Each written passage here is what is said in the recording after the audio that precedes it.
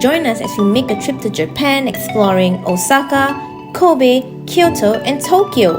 We'll be sharing good food to eat and tips for attractions. So let's go!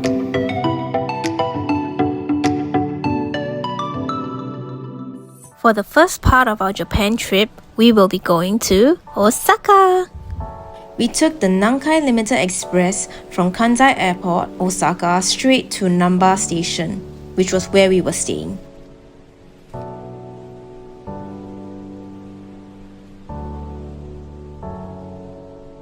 Tip number 1 is to purchase your tickets from Klook, so that once you reach the train station, get your QR code ready and exchange it for a physical ticket, which is so much easier.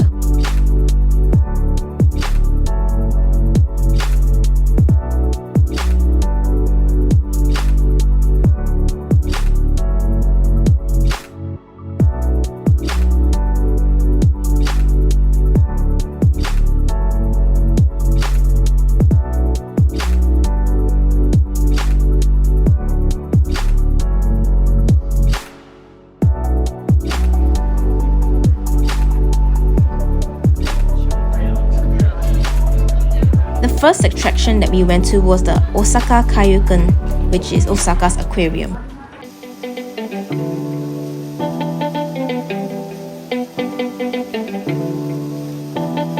My first tip would be to purchase the tickets from Osaka Aquarium's website.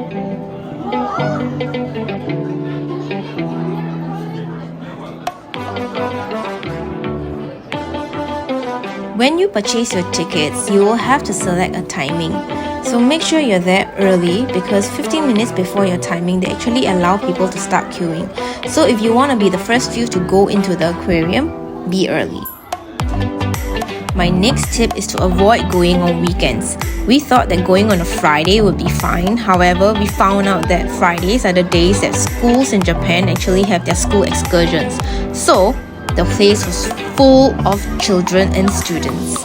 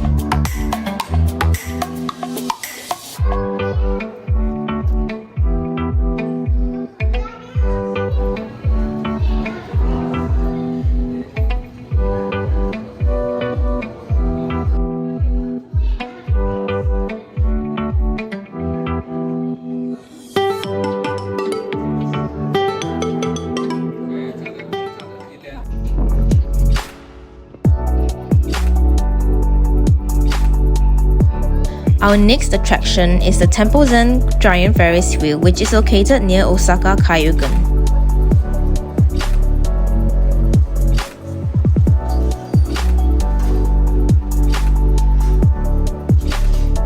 Again, a very important tip, purchase your tickets online. You can purchase your tickets through KKday.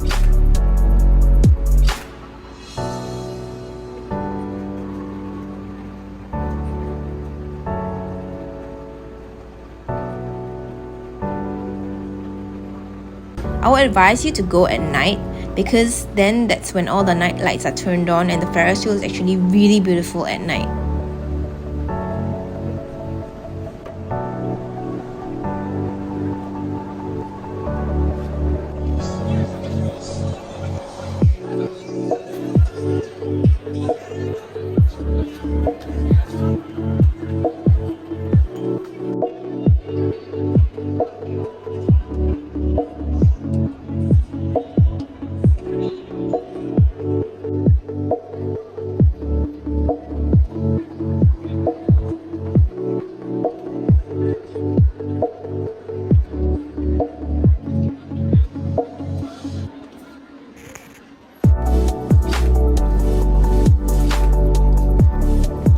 following day, we decided to visit Osaka Castle, and this was on a Saturday. Big mistake. First important tip, purchase your tickets online, because we realized that there is actually a separate queue for those who have purchased tickets and for those who have not purchased tickets. So the ones who have purchased tickets online, there was in fact no queue and you could just go straight up.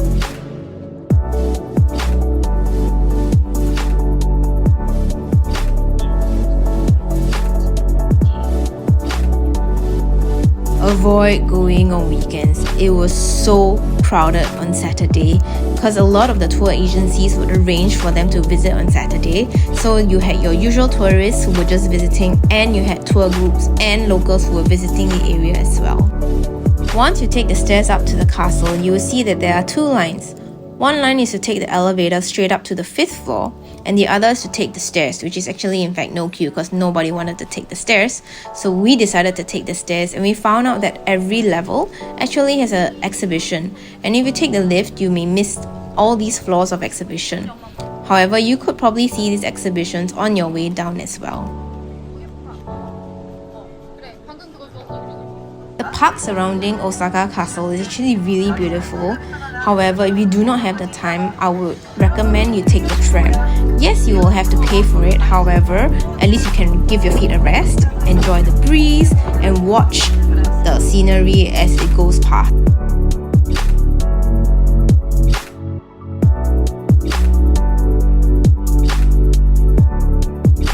Our next attraction for the day was the Umeda Sky Building Observatory.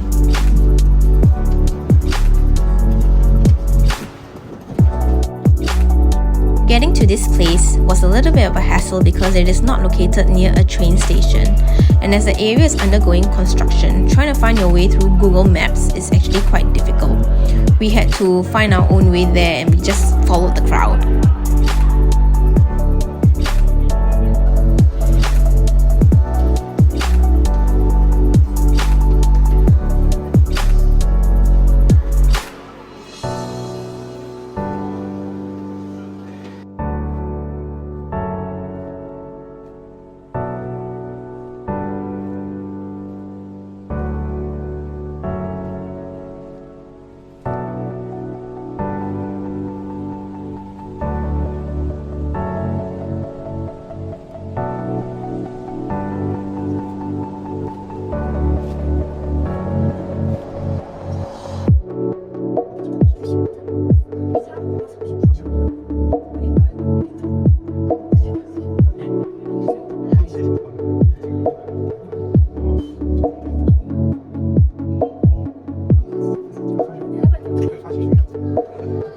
Just to enter the lift that would take you up to the 35th floor had a long queue.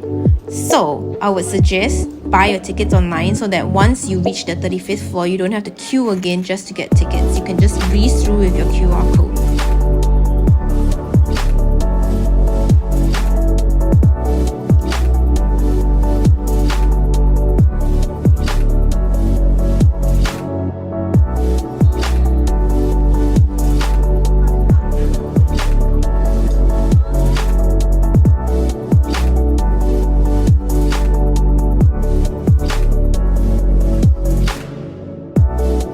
If you have the time and you're okay to spend a little bit of money, I would suggest trying the heliport tour. We wanted to, however, it was raining that day, so they closed it, thus we could not try it.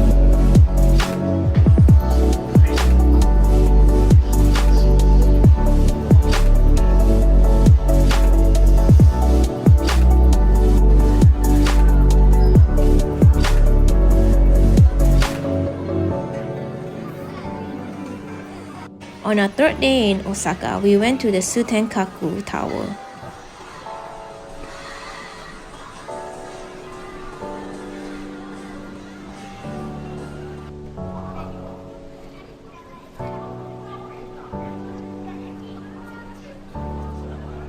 This was one place that really shocked us because there was a very long queue, like 50 minutes long. And we thought that we already bought tickets and we didn't have to queue, but then we found out that we actually had to queue with everyone else in order to exchange for a physical ticket. So I would suggest be there early.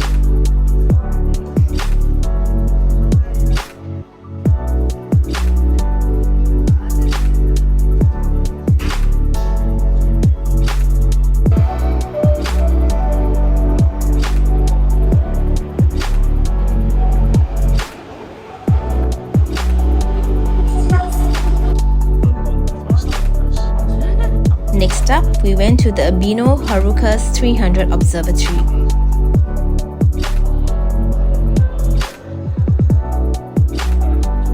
Again, purchase your tickets from Klook, save time.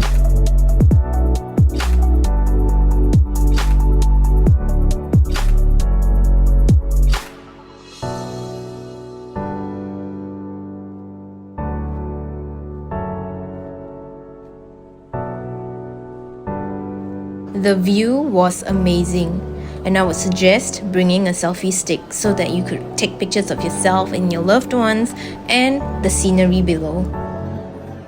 At night, we went to the teamlab Botanical Garden Osaka.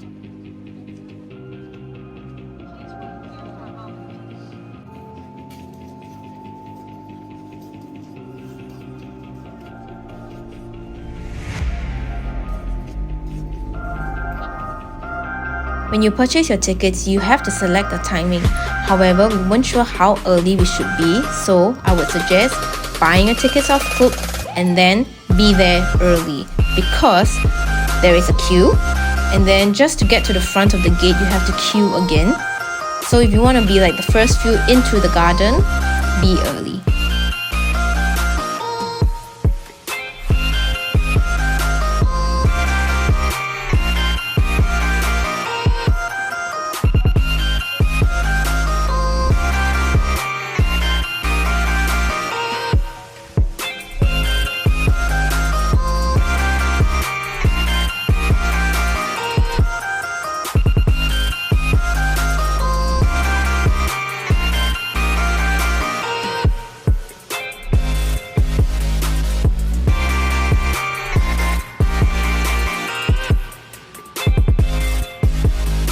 There are several light exhibitions, and I would suggest to take your time and enjoy it. Walk around, observe, and enjoy the moment.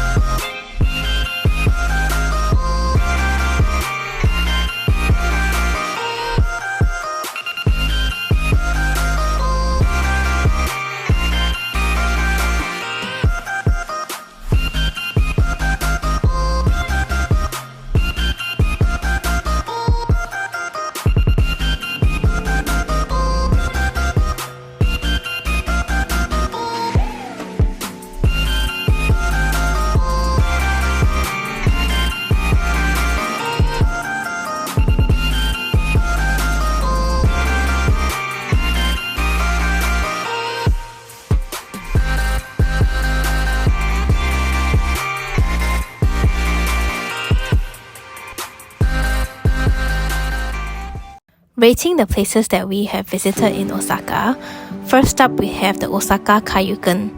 I would rate this place maybe a 4 out of 5. Best thing being that there are whale sharks in the exhibit. However, it is very repetitive, so I would only go if you have time, because I think there are a lot of other places to visit in Osaka.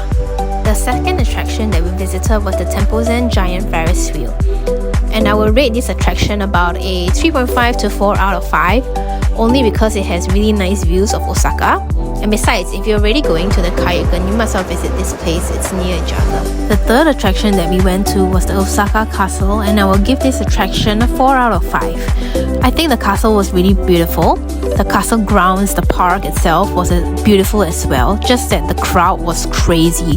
It was freaking crowded, but that may have been our fault because we went on a Saturday. I'm not sure, but perhaps on a weekday it won't be as crowded.